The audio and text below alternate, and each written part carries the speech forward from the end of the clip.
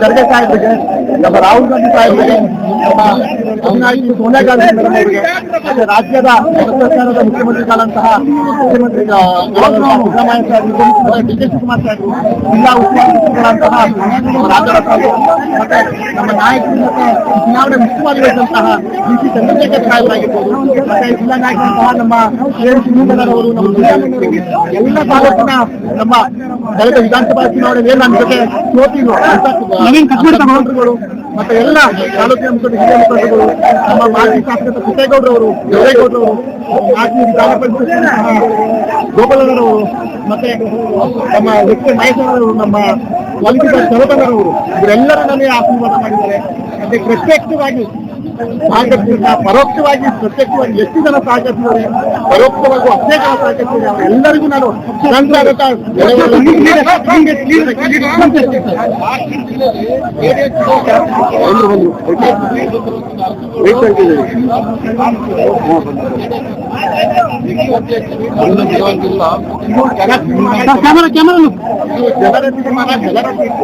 ಹಾಗಾಗಿ ತಲೆ ಬಾಗಬೇಕಾಗ್ತದೆ.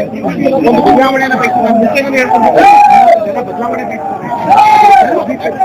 ಮತದಾರರಿಗೆ, ಹಿರಿಯ ಮತದಾರರಿಗೆ, ಹೆಚ್ಚಿನ ಯುವಕರಿಗೆ, ಹಿರಿಯ ಮತದಾರರಿಗೆ ನಾನು ನನ್ನ ಜೀವನದ ಋಣಿಯಾಗಿದ್ದೇನೆ. ಜೊತೆಗೆ ಪ್ರಾಮಾಣಿಕವಾಗಿ 5 ವರ್ಷ ಏನು ಒಂದು ಅನುದಾನಗಳು ಬಂದಿರ್ಬೋದು, ಏನು ಜ್ವಲಂತ ಸಮಸ್ಯೆಗಳು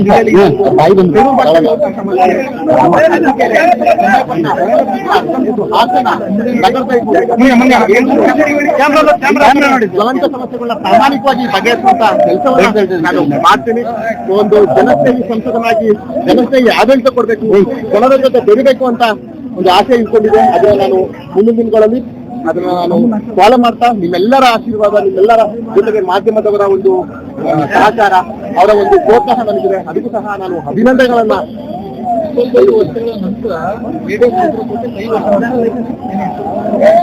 ನೀವು ಜನ ಈಗಾಗಲೇ ತೀರ್ಮಾನ ಮಾಡಿ ಸುಮಾರು ಒಂದು 6 ದಿವಸ ಜನ ತೀರ್ಮಾನ ಮಾಡಿದ್ರು ಬದಲಾವಣೆ ಆಗಬೇಕು, ಬದಲಾವಣೆ ಮಾಡಿದ್ದಾರೆ. ನಾನು ಹೇಳ್ತಿದ್ದಲ್ಲ, ಪಕ್ಷಾತೀತವಾಗಿ ಜಾತ್ಯಾತೀತವಾಗಿ ನನಗೆ ಇದರಲ್ಲಿ ಸಹಕಾರ ಕೊಟ್ಟಿದ್ದಾರೆ. ಅದಕ್ಕೆ ಹೆಚ್ಚು ಮಟ್ಟಗಳಿಂದ ಖಂಡಿತವಾಗಿ ಪಕ್ಷಾತೀತವಾಗಿ ಜಾತ್ಯಾತೀತವಾಗಿ ಜನರ